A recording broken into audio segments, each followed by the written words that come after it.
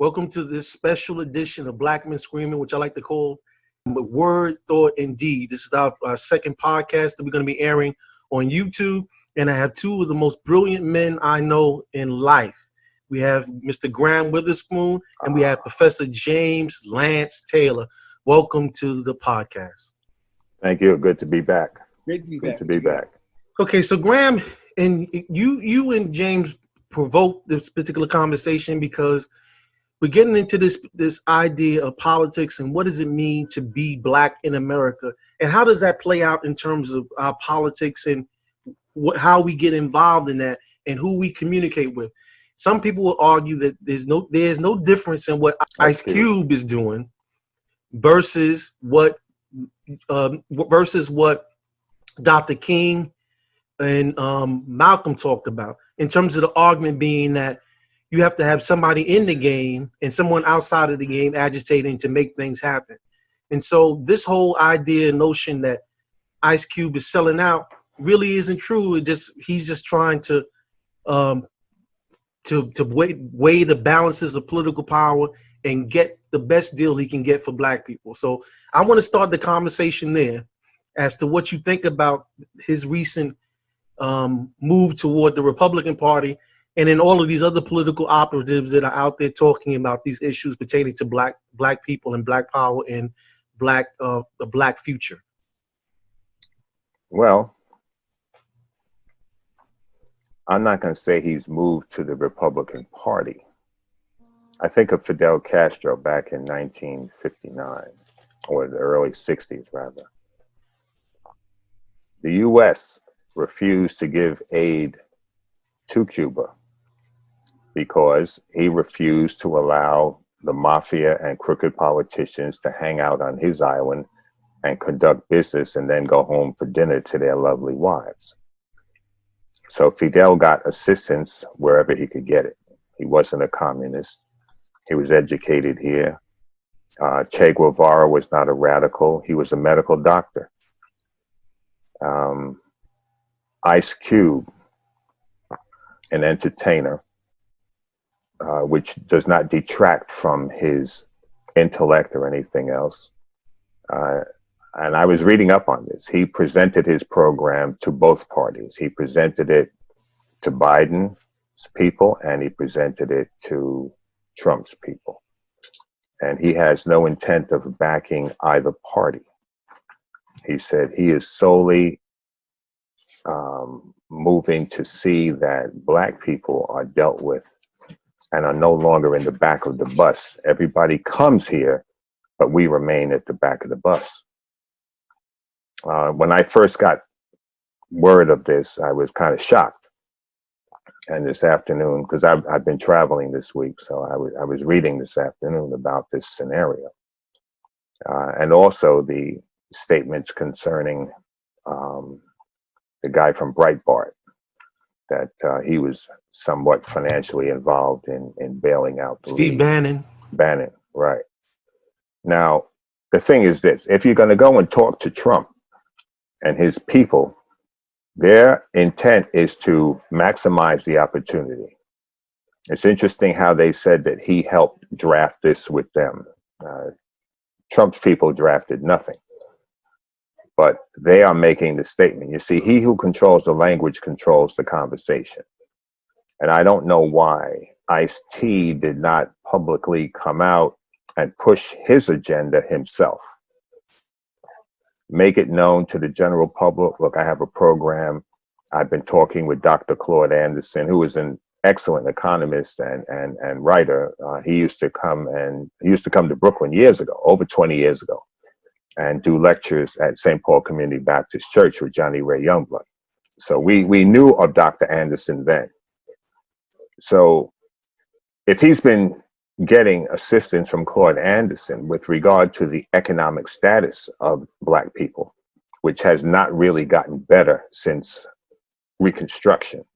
Matter of fact, it's worse now than it was in 1900. An excellent book you should read is Black Labor, White Wealth by Dr. Claude Anderson.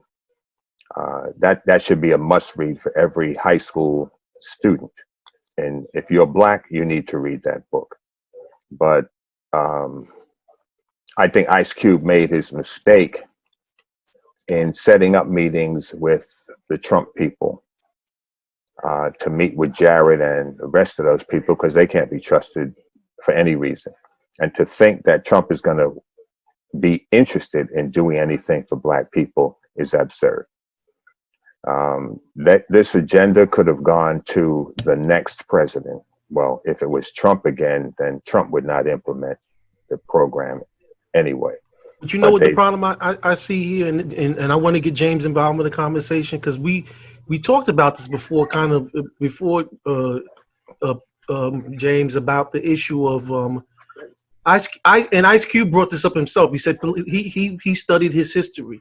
Well, if you studied your history, do you remember Trotter with what? Come on, James. I lost the ball to you. Trotter and who? William Monroe Trotter with the Niagara movement. Right, and President. Woodrow Wilson. And he cussed him out. He cussed him out twice. Yeah. Because black people went to endorse Wilson, and during the election, they put their full weight behind him. Right. And then what happened, James? Right. In Chicago and in Harlem, where Du Bois and Trotter campaigned, it would be like a Republic, like a black man running, doing that for a Republican today, because that wasn't our party at the time. And he won at least in Harlem and in Chicago. And so then they got the right to meet with him. And when they did, and Wilson immediately had segregated the federal facilities, Trotter went there and cursed him out twice to his face. And the first time after Trotter cursed him out, because Trotter beat up Booker Washington. That's why Du Bois wrote the chapter of Mr. Booker T. Washington and the Souls of Black Folk. That's the only reason why Booker Washington and Du Bois broke apart. Had nothing to do with ideology. It had to do with a fight.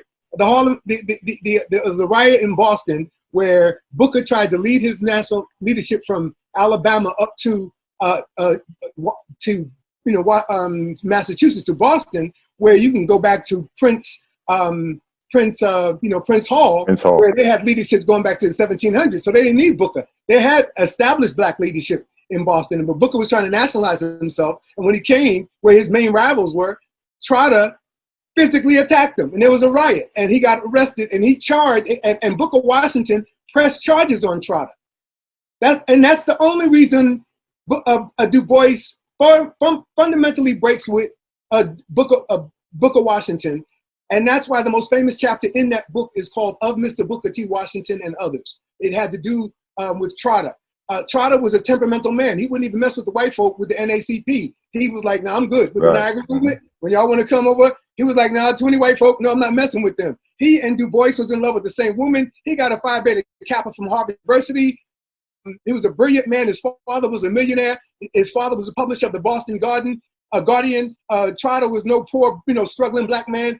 But it was this fight that happened. And again, this happened when he got to the White House. He got, he cussed the president out literally twice. And the first time, Wilson said, "No American has ever talked to me like this." And he told the group, and they ignored Booker Washington, who was still alive at the time. He didn't bring Booker in the meeting. Wilson told the group, the next time you come, this man can't talk. They came back a second time, and he cussed him out. A second time. You see what's behind me. William Monroe Trotter should be better known in our community. He was a brilliant publisher, a brilliant man. You don't have the NACP without him. He was Du Bois's alter ego. His let's do it this way. If Du Bois, and this is the understatement of Du Bois's passion and militancy, but if Du Bois is king, then Trotter is Malcolm. Friends, two boys, but one is like, yo, I'm not with these white folks. The other one's like, What's behind you, Graham? It's a $50 from 1946. With Booker Washington on it, right? The Booker T. Washington $50, right? That's amazing. He's the only black person to ever be featured on a U.S. coin. Wow. That I know of. I've never seen that. Right. But I have one of the $50. Oh, that's amazing.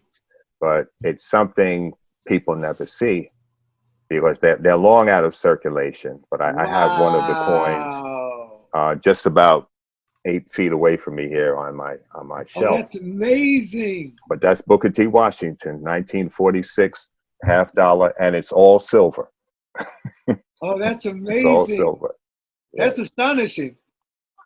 So back to the matter at hand.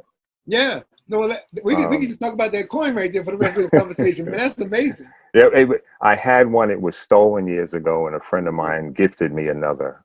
Following a lecture I did at my church, he secured one and sent it to me. Wow, that's amazing. But this matter with Ice Cube, I think he should have stated his agenda forthright before discussing it with either of the candidates. But I would never have given this over. See, we need to understand that we have to have an agenda. Black people have to have an agenda. Our agenda needs to be stated to any given candidate that's running, whether it's locally or nationally. It's not about so-and-so says, oh, I'm running, No. This is our agenda. If you're not down with our agenda, we're not supporting you, period. And we need to know what we want, what we don't want. You don't take crumbs that people throw at you and think you got a blessing. So our political establishment needs to be organized. It's not going to be organized by the Democratic Party. It's not going to be organized by the Republican Party. It has to be organized by Black people. And as long as we're going to live in this country dealing with the lesser of two evils, we're not going anywhere. That's all right? That last election was a joke because Hillary Clinton was a bag of dirt herself. So there was really nobody to vote for. Here you got whatever, and you got Biden. All right? And people criticizing Biden for the crime bill and everything. Everybody messes up and does things they shouldn't do. So, but Ice Cube, in my opinion, should have made his statement himself as to an agenda for Black people and presented it to a think tank. Right. Presented it, or even gone on TV One, right. And or gone on any of the Black talk shows and stated his program, right, so that people could hear it from him. That's right. And then if a politician is going to pick up on it, well, they got to give credit to whomever. All right. In this case, it would be him. And it's not that you're going in secretly, because it was very evident he wasn't going to go to the White House and he didn't want anybody to know he was meeting with any of Trump's people. But he had also offered it to Biden. But Biden said he would not consider it until after the election if he got in. But we need to be very clear that neither the Democratic or Republican parties have served us well. And to speak to that particular issue, because I didn't get a chance to bring this up before, and I want to talk about this. I want to talk about the Compromise of 1877, because people forget about that. But the Compromise of 1877 dealt with the election in 1876 with Samuel Tilden and Rutherford B. Hayes, where the Republican Party and the Democratic Party got together and gave Black people back into slavery. So the thing that I find interesting about this particular topic is that this Democratic Party and this Republican Party will sell Black people out no matter what, if it was to make peace between each other. Because right. one of the articles I was reading, and I went back and I studied it, and I think it was Harper's Journal, whatever, they talked about they didn't want another bloody conflict. So it didn't matter to them if Reconstruction ended. And the thing that was so interesting about this, and this is what I told James before, when you look at all of the Democratic people that were running, with Samuel Tilden, who was from New York, all of the people that ran for the Democratic Party presidency were all from either the North or the Midwest. Why were they so committed to Reconstruction ending in the South? That's the question that nobody even asks. Why would they be committed, being from the North? And the only thing that would make sense is the thing you always talk about, Graham, is the most motivating thing that we have: economics. Right. Why the hell would the North care about ending Reconstruction in the South? Well, because the industrialization and be able to get that cotton crop from the South to get the economies going again. So they will sell out anybody for the dollar, and they did in 1877. And you got to remember, coming fast forward into our time frame, you look at Bull Connor, George Wallace, Lester Maddox. All those guys were Democrats. It was the Southern Democrats who prevented black people from voting. It wasn't the Democratic Party embracing us. They were the ones that prevented us from voting. And FDR was confronted by his wife in the 1930s with regard to making a statement about the lynchings that were going on in the South. And he just about tore her head off. He told her, don't you ever ask me a question about that in public, because my Southern constituency is necessary for my reelection. He wasn't going to speak out against it any more than he would speak out against the murder of Jews in Germany. He knew Hitler was killing the Jews, but he didn't say anything about it. It was Morgenthau's father, who was the Secretary of the Treasurer, that outed FDR for his tight-lipped approach to the slaughter of Jews by Hitler. So the Democratic Party has been complicit with the detrimental impact that this government has had upon black people. And it wasn't until there was a push in the Democratic Party. You remember when Kennedy got elected? That's when things began to shift. You had your Dixiecrats leaving the Democratic Party, going to the Republican Party. So it doesn't make any difference what the name of the party is. Both of them have worked egregiously against our people. So for Ice Cube to have a plan, I can only say, and I'm not saying his intentions, I believe, were good. His implementation was flawed. He should have brought it to the black community first. I agree, and that's my main, I think, criticism of Ice Cube is that, you know, you gotta study your history, and you gotta know what is going on before. And I agree. We've had many black political parties in the 1800s. Haynes Walton Jr., who is now gone, unfortunately, was a great professor at Savannah State and then went to Michigan. He wrote a bunch of stuff about the history of black parties in the 1800s. We had a bunch of them. And when the Republicans were the party of Lincoln and basically abandoned blacks after that one election, blacks created their own party within the Republican Party called the Black and Tan Republicans. And that's pretty much who we were in America up until about FDR. Black and Tan Republicans is what we were. We were Republicans in name only. Nationally, locally, we were always at variance, like you say, with the Democrats at the local level. And I even wrote about them. In fact, this is my dissertation.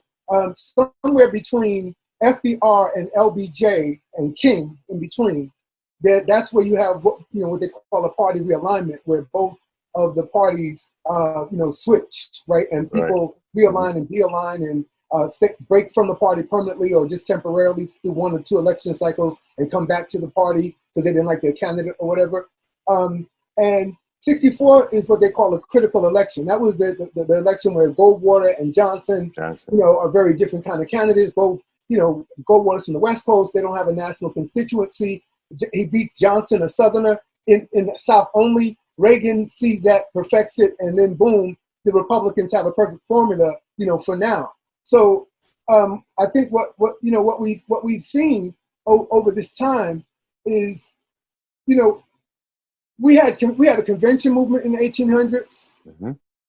We had Garveyism, and there was a lot of serious thinking going on in Garveyism. Even Father Divine, he was serious. People don't take him serious, but Father Divine was serious about public policy. He was opposed to Hitler and the Nazis before anybody else. And so then you had the Black Power movement, and you had the Civil Rights movement, where a lot of serious thought went in. It wasn't just all of what the media taught us. There was a lot of black men and women sitting around with big ideas, thinking things through and SNCC. Those people were serious. They weren't trying to tear this country down. They were trying to figure out how to make America work for them, right? For our people. SNCC. Those people were idealistic, young dreamers. The women and the men were very thoughtful people. You got to consult that. You got to consult that. Then you got to come up with Black Power and see how they met all over the country in massive convention efforts in Gary in 72, in Philly, in Atlanta, in Little Rock in 73 or 74. Harold Cruz was there. Farrakhan was there. The Honorable Elijah Muhammad, no, he wasn't there. Elijah Muhammad wasn't there. Farrakhan was there. All of the major Black political leaders that were there. The Congressional Black Caucus, Diggs and Dellums and Daniels and all of them. Shirley Chisholm, all of them were there. And they had falling outs because of ideology, and Amiri Baraka pretty much blew up the whole gathering. Every time they got together, Amiri Baraka's ego became bigger than the cause, and that became a problem. Farrakhan met on BET. He went and did a whole tour on Black media to inform Black America, to inform Black men, to try to explain to sisters why he thought it was important for men to gather. I went to a few Farrakhan gatherings in LA where he was doing groundwork, meeting with people, and then that created the groundswell of the Million Man March, which was yesterday. October 16th. Today. It's the anniversary of it. Today. 25 years ago. Is it 25? What is it? 25 years ago. 25 years. I was there. I was there up in the front. I was there too. Crazy, and it was the most, and to this day, that was one of the most amazing. And I had been to 25 Farrakhan rallies in New York and in LA. But there was nothing like the Million Man March experience in my life. That was just the most amazing. I saw people I thought were dead from back home walk by me, and I was like, oh my God, that happened with one brother I thought was dead, and he walked right by me at the Million Man March, and we reconciled. We saw each other, and it was just such a wonderful thing. I just think, Ice Cube's big mistake to me is he did this, it seems like on his own, without a whole lot of deep regard, like Graham says, subjected to a think tank. Do the work. To me, he didn't do like a politician expecting you to vote for him just because he does a commercial is not going to get a lot of vote support because he didn't do the groundwork. You got to go meet with people in community, key leaders who are already on the ground doing the work around what you're talking about. You're acting like it's not being done. See, I can't stand people who like Columbus, who discover other things and then think that it begins with them. Thank you. People all over Black America have been doing frontline work in all of the areas we want work done. They're doing their best. They're doing their best with violence prevention, best with COVID reaction, doing their best with homelessness, doing their best with our elders and with youth violence. People like you, Brother Weatherspoon, out there on the front line talking to our young brothers and sisters, trying to help them understand how the law works and how the system works. And then you're going to step up out of nowhere because you have a profile and just piss all over everybody else's work. And that to me is the problem. You're talking $500 billion in the platinum program when we've been further along the line in reparations, where we already had congressional hearings, and we're talking $13 to $18 trillion. Why are you even having a conversation with a man talking $500 billion? That can't fix Baltimore. That can't fix any Chicago. Please. Right? So to me, that's where I'm not. That to me is where you bring other people in. You bring Black economists in, like Dr. Anderson. Have Dr. Anderson sit next to you and let Dr. Anderson talk. Right. Let him explain what this is about. I'm upset with Q, like I was upset with Cornel West and Nina Turner because of the timing. That's childish. And it shows a lack of seriousness. And it shows something, to me, says suspect. I mean, today, as in October 16th, Puffy announced the creation of a Black political party. And that's my politics. I believe in Black political parties. I believe we should have them all over the place locally, not nationally until we get there, but we should start locally. I think the Black Panther Party should have morphed into a formal political party. And when Bobby Seale ran here and almost won the mayoralty in 73, and Elaine Brown almost became a city council woman in the same election, they should have done it as Black Panther Party and institutionalized that locally and as a progressive agenda. Be clear, but Obama is not president without the Black Panther Party agenda that was based on Fred Hampton's idea of the Rainbow Coalition that Jesse Jackson builds on and masters, and then Obama benefits from. That came from the Black Panther Party. There's no Obama or Jesse without the Panthers agenda of the multicultural Rainbow Coalition. So that's why the Panthers could have very well maintained in Black cities like Chicago, Detroit, Baltimore, Newark, New Jersey, wherever we would have these active Black power organizations, instead of fighting with the police. And this is Harold Cruz's argument. They should have been focusing on each city's raw material. Detroit with labor, Philly with the Constitution, Oakland with the Brotherhood of Sleeping Car Porters, Atlanta with the colleges. Bring all of that together. Everybody stay in their lane, and then bring it all together in a plebiscite where we talk about, and that's what Du Bois was trying to do in his Black Studies at the Atlanta University, where he was trying to get each college, Lincoln, Howard, Grambling, all of the schools to emphasize what they expertise, what they do have an expertise on, and bring it to a general study of Black America, right?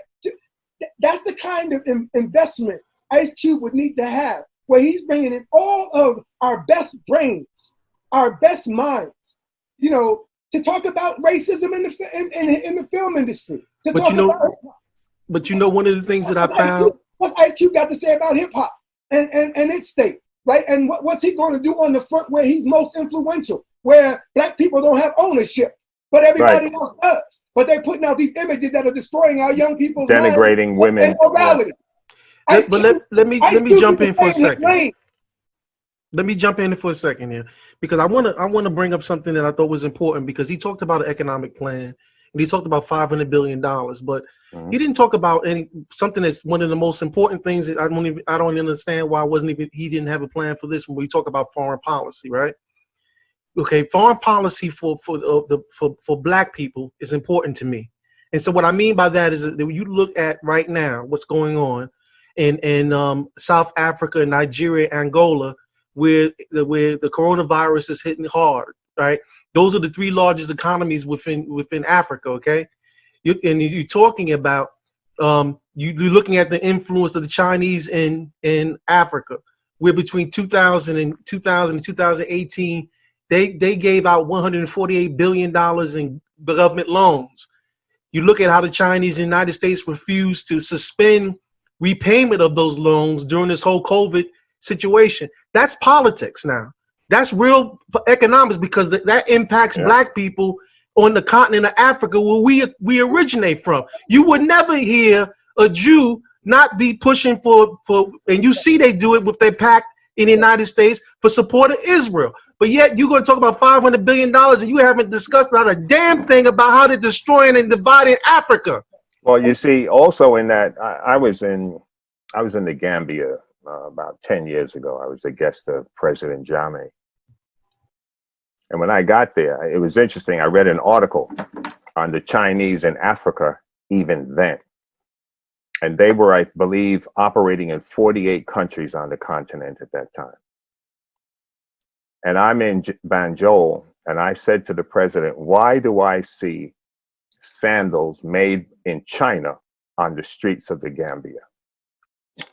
Are you telling me Africans don't know how to make sandals? There was other stuff that the Chinese were bringing in. I said, you need to get these people out of your country. The problem with Africa is they don't have good leadership. You have people that want to be European. They think they're something because they speak French, and people don't know. Most of these former colonies are still paying tributes to these Europeans. The French economy rests off of the money coming in from Senegal, Ivory Coast, and these other countries where they were exploiting the people. Same thing with Belgium and Leopold and the people that he butchered. Every one of these countries is still paying tribute to these Europeans and keeping their economies afloat. And you don't have the leadership. You don't have a Kwame Nkrumah. You don't have a Patrice Lumumba. You had in Libya, you had a Gaddafi who said he was going to bring Africa together and set up an African Union, which was first mentioned with Lumumba back in 1950s. You see, but you saw what Hillary Clinton and Barack Obama did to him. Anytime you think about bringing the people together on the continent, there is an asserted effort to take you down. The Congo, which is the mineral-rich core of Africa. Kabila and his henchmen have been working with Bill Clinton for years, slaughtering black people. More black people have died in the Congo than Jews died under Hitler. And you have a collaboration between cell phone companies, computer companies, and all sorts of people in this country and in Europe who need the coltan to make these instruments. And that mineral is only found in 2 places on the continent, in the Congo and in Australia. They're not going to Australia to kill white people to get minerals, but they can kill black people in the Congo. And Bill Clinton can stand there with his arm around Kabila, as he was in Forbes magazine a few years ago, talking about this is a great man. The guy's a murderer. And we have to identify the problematic people and understand the systems of operation that these Europeans have had, not only in Africa, but in this country. And if we need to absent ourselves, there were far more black-owned businesses in the United States in 1900 than there are today. Sir, there was more land owned by black farmers in this country, over 15 million acres of land, the size of New Jersey, was owned by black men in 1900. Today, there are less than 1 million acres of land owned by black people. And they've been run off their land, they've been murdered, all sorts of things have been done. FDR, people praise FDR. Black people only got a break because of the Depression. But the Tennessee Valley Authority took land from farmers and to it black farmers, for which they never got paid. Never got paid under FDR. And John Kennedy didn't care about black people either. It was Bobby Kennedy that forced him to consider listening to the plight of black people. Robert F. Kennedy, not John Kennedy. Kennedy was the playboy. He didn't give a flying fig. He came out of that rich, wealthy playboy mentality that Trump comes out of. And that's why I think on the foreign policy front, that's why you line item that, and that's where what Brother Graham is saying in terms of the think tank. That's where you bring those people in, and they tell you we have to also cover foreign policy. And so part of my problem with Cube was like Brother Witherspoon said, strategic, like the application, the way you did it. I think he needed to have a more inclusive conversation with more people. I saw a sister from Roland Martin's show, this young sister, tear him apart. She had him on an interview of her own, and it was a great interview and a very respectful interview. And she informed him about all of these issues and how all of the issues he has in the contract with Black America that he's come forth with, how it coincides with the Democrat platform, or where it does, right? Where it does. And she asked him if he had consulted it, and Ice Cube said no, right? And so she was like, how can you be, making this demand when you haven't, you're presenting it before both parties, and that's fine, but have you checked to see how their platforms reconcile with your program? Because that seems to be what people do when they endorse a position, is they say this party, this president, they work with our position, so we're endorsing or we're supporting that person, right? He didn't do his homework. So then he went on a show with Roland Martin, and Roland Martin went through all of these issues with him, and Ice Cube just didn't have answers for basic information. Nothing about women, nothing, no data, no research that says, like the Urban League, report, here's the condition of Black America in housing, homelessness, in incarceration. If you're serious, you're talking about policy. So you got to have your manifesto together, right? And again, another example I would use that he has didn't consult is what happened with Tavis Smiley, right? With the Black agenda and how that worked out. So again, all of these attempts continue to fail because people don't respect the past. and they don't respect what was done well in the past.